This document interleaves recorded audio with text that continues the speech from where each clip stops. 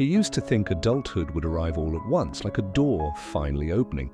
Instead, it came quietly, in pieces.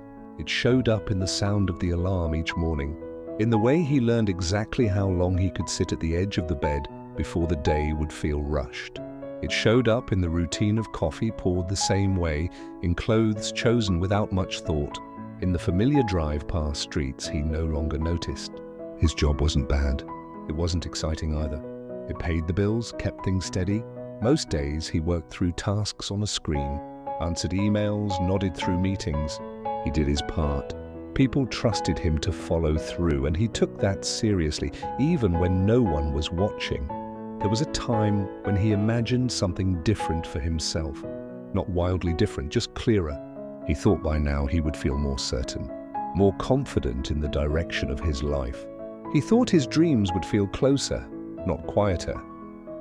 Sometimes, during lunch breaks, he watched other people walking by outside.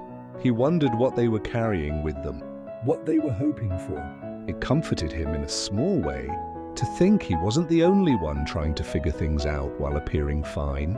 After work, he often stopped by his parents' place, not out of obligation exactly, more out of habit and care.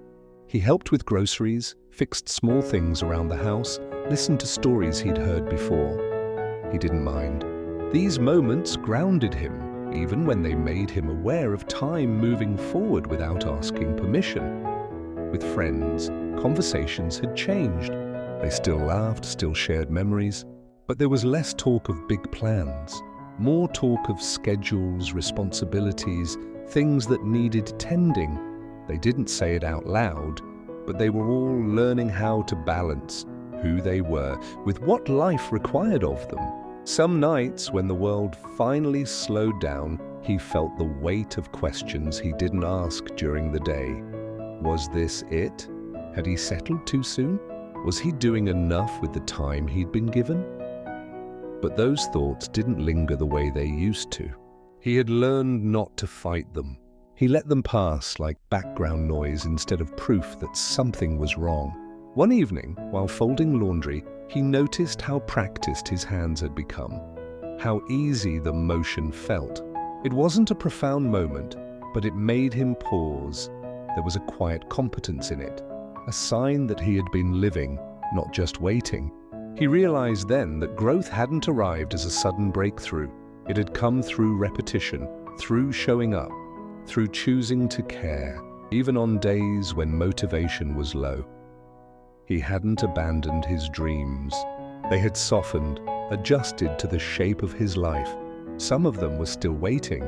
Others had transformed into values, stability, kindness, presence, that guided him in ways ambition never quite had. There was something comforting in that realization. He didn't need his life to look impressive. He needed it to feel honest.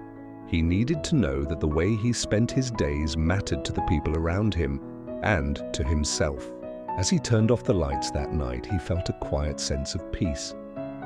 Not because everything was perfect, but because he was no longer measuring his life against a version that didn't exist.